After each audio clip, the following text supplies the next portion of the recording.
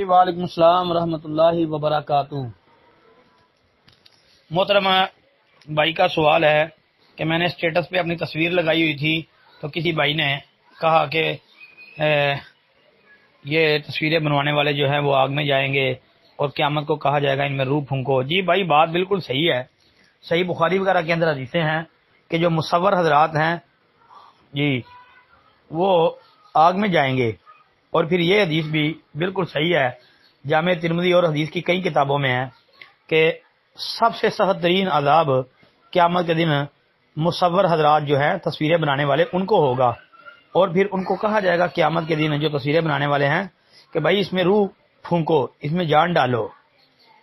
یہ بات تو ٹھیک ہے، اور باقی یہ بات بھی صحیح ہے کہ جناب نبی کریم صلی اللہ علیہ وآلہ وسلم کی حدیث اور سنت اور آپ کی بات نہ ماننے والا وہ بھی بھائی جو ہے جہنم کا ایندھن ہی بنے گا۔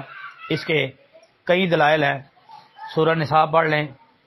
اسی طرح نبی علیہ السلام کی حدیث ہے صحیح بخاری کے اندر کہ آپ نے فرمایا کل امتی یدخلون الجنت الا من ابا، کہ میری ساری امت جنت میں داخل کر دی جائے گی سوائے اس آدمی کے جس نے جنت میں جانے سے انکار کیا۔ قیل ومن یابا، صحابہ نے پھر پوچھ لیا کہ اللہ کے نبی وہ کون ہے جو جنت میں جانے سے انکار کرے گا؟ قال من اطاعنی دخل الجنہ ومن عصانی فقد ابا، تو نبی علیہ الصلوۃ والسلام نے یہ بات بیان فرما دی کہ جس نے میری بات مانی وہ جنت میں داخل ہو گیا، جس نے میری بات کا انکار کیا اس نے جنت میں جانے سے انکار کیا۔ تو یہ واضح صحیح بخاری کی حدیث ہے۔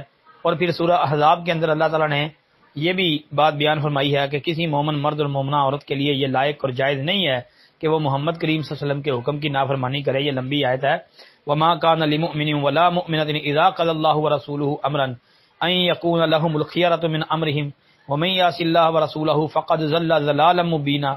تو یہ ہے بھائی کہ وہ ایسا آدمی جو نبی علیہ السلام کی نافرمانی کرنے والا ہے، وہ چاہے مومن مرد ہو یا مومنہ عورت ہو، یعنی اپنے آپ کو مسلمان اور مومن کہلواتے ہوں، تو ان کے لیے یہ ہے کہ بھائی اگر نبی علیہ السلام کی نافرمانی کرے وہ مرد ہو یا عورت تو وہ واضح گمراہی میں ہے، فقد ضل ضلالا مبینا۔